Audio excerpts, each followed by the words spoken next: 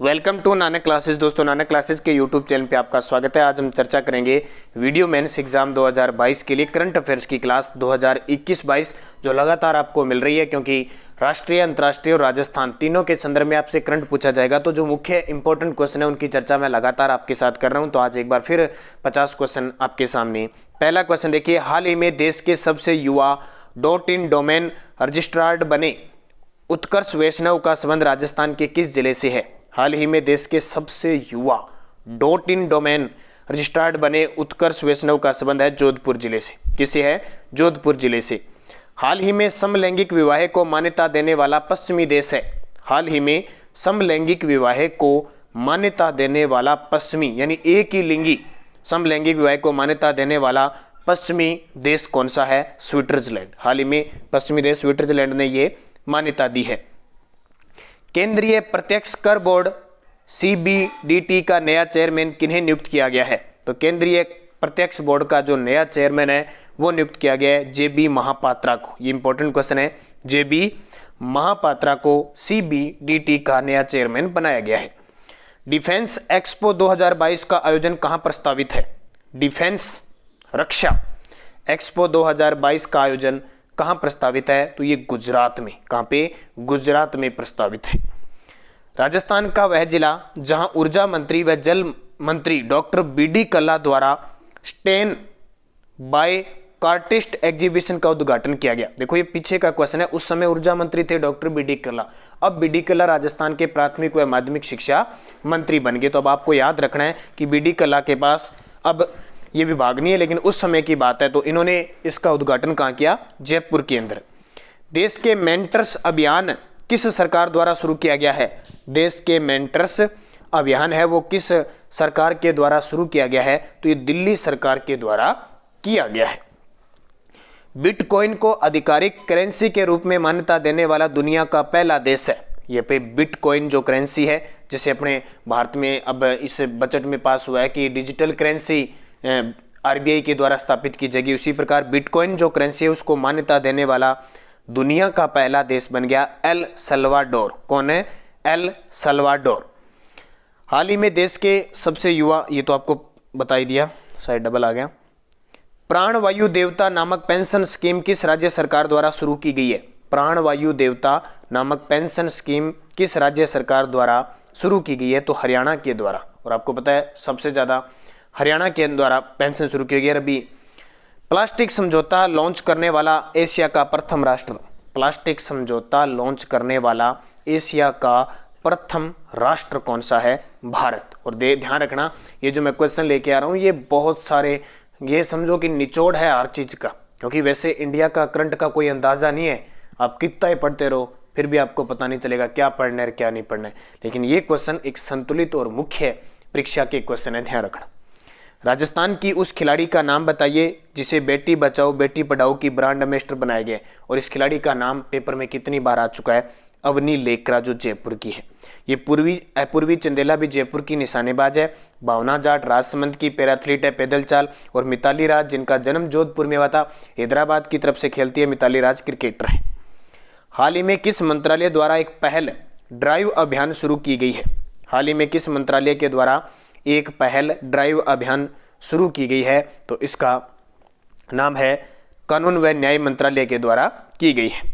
पोषण माह मनाया जाता है। अब कौन से महीने में पोषण माह मनाया जाता है? तो हमें पता है सितंबर महीने के अंदर सप्ताह भी बनाया जाता है और माह भी बनाया जाता है। तो पोषण माह की जब भी आ जाए 12 महीनों में, तो सितंबर उतरा जाएगा।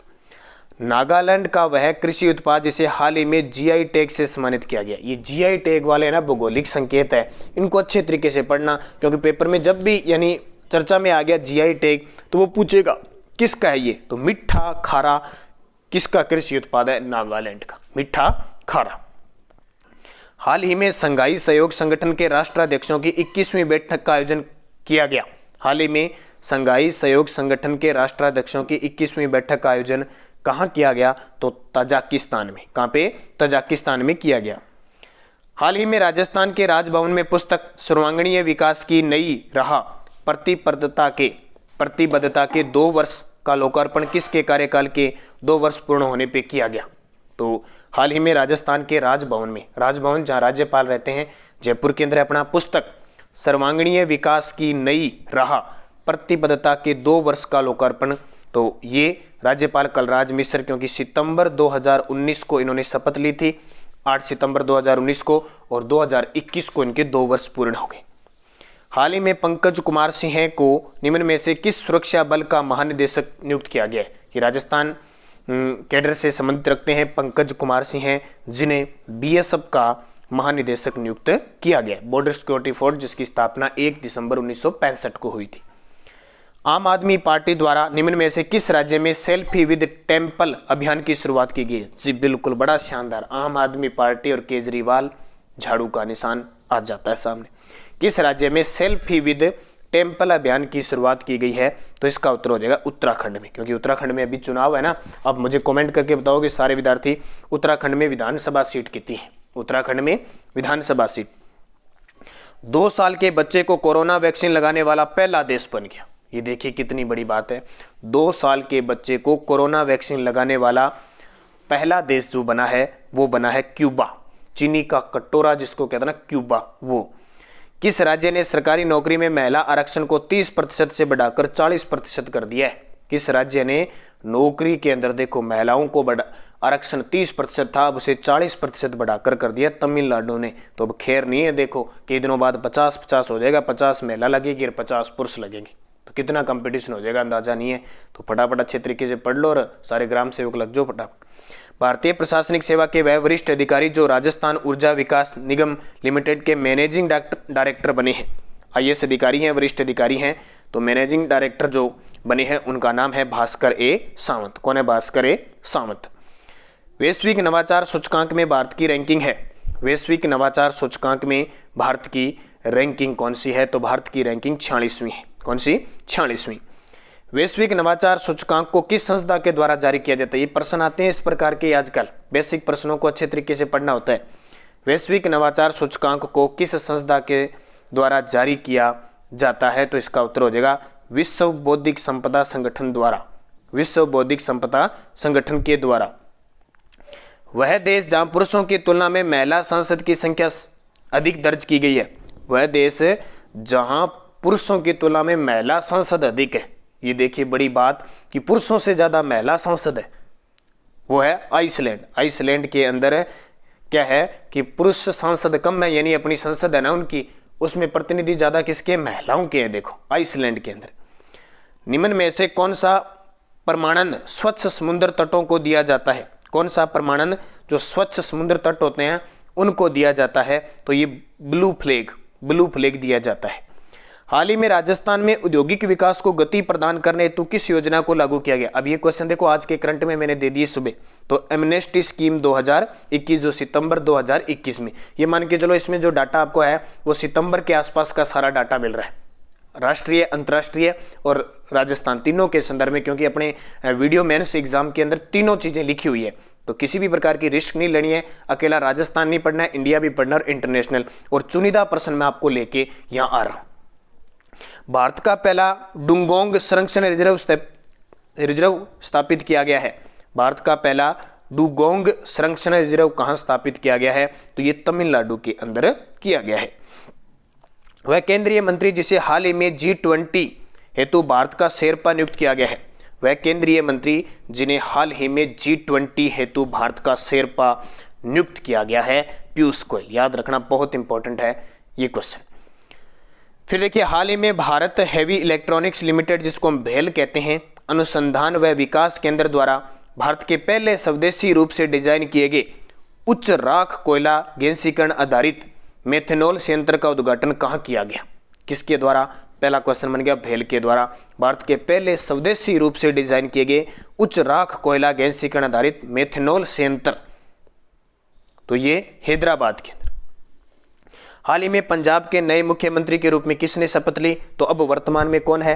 तो चरणजीत सिंह चन्नी है। कैप्टन अमरिंदर सिंह ने इस्तीफा दिया था, त्यागपत्र दिया था, तो यहाँ से, और अब चुनाव भी है पंजाब के अंदर, ये भी ध्यान रखना, 119 सीटें हैं पंजाब के अंदर, वहाँ विधानसभा चुनाव है। तो देखें आगे कौन बनता है। वर्तमान में चरणजीत सिंह चन्नी है।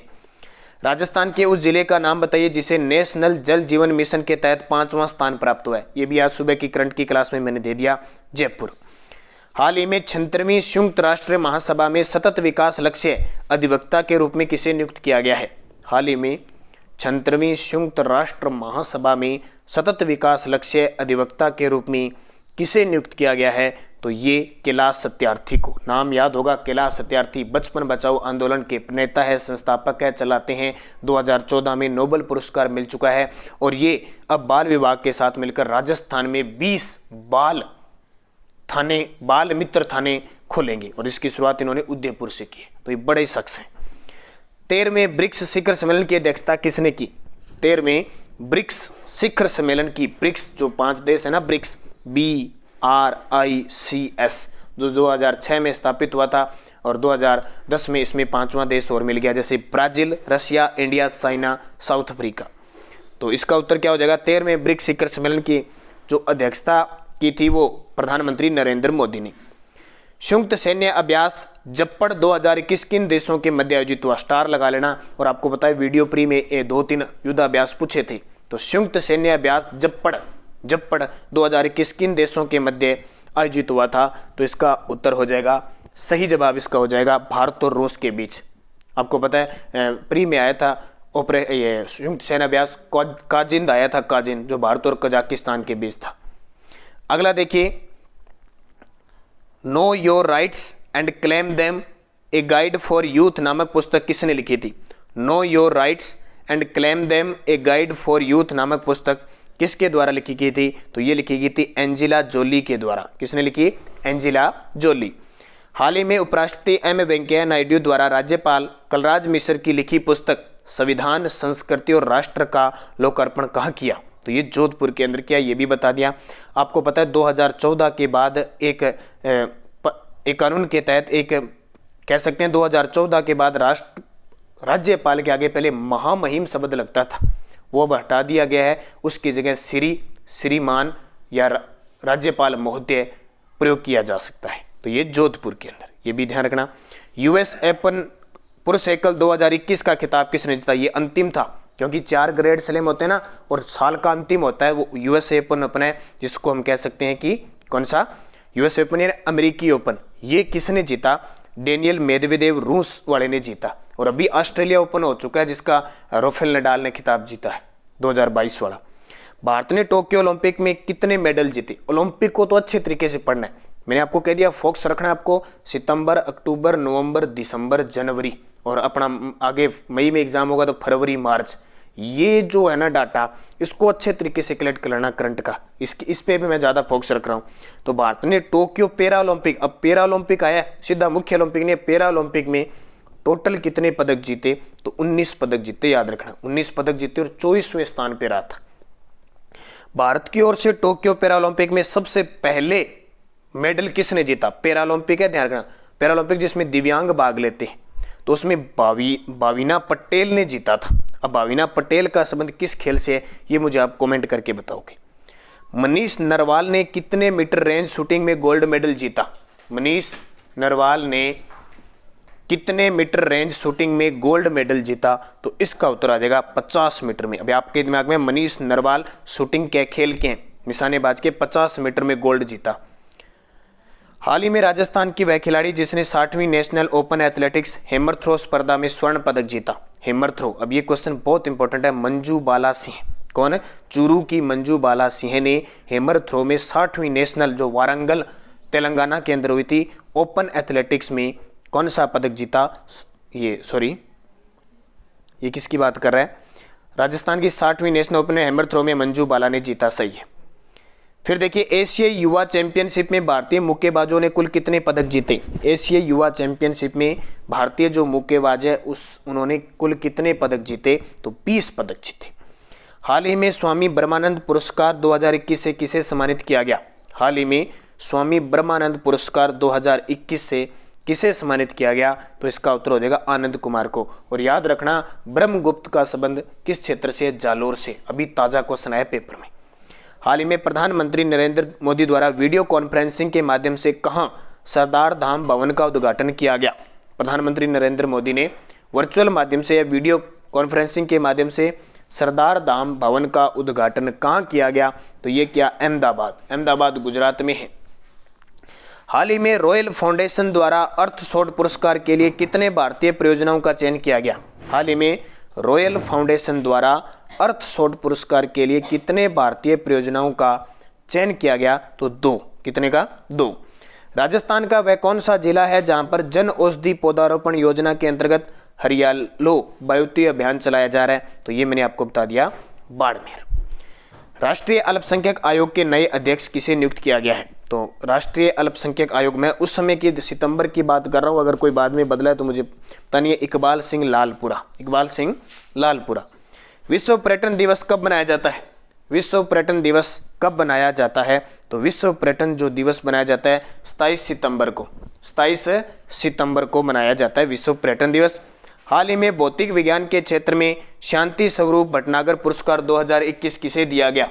भौतिक विज्ञान के क्षेत्र में शांति स्वरूप भटनागर पुरस्कार 2021 किसे दिया गया? तो इसका सही जवाब है डॉक्टर कनक शाह। डॉक्टर कनक शाह। अगला, हाल ही में मालदीव में भारत के नए उच्चायुक्त के रूप में किसे नामित किया गया है? तो इसका सही उत्तर हो जाएगा मुनु महावर। और अंतिम आज का क्वेश्चन, हाल ही में किस देश ने खाद्य आपातकाल की घोषणा की है? हाल ही में सितंबर माह के आसपास खाद्य आपातकाल की घोषणा की है श्रीलंका ने। तो ये वो 50 चुनिंदा क्वेश्चन जो बहुत ही इंपॉर्टेंट है परीक्षा की दृष्टि से, और ये स्पेशल ये समझ लो कि आईएएस वगैरह आरएएस वगैरह की तैयारी के लिए स्पेशल ये क्वेश्चन तैयार किए जाते हैं।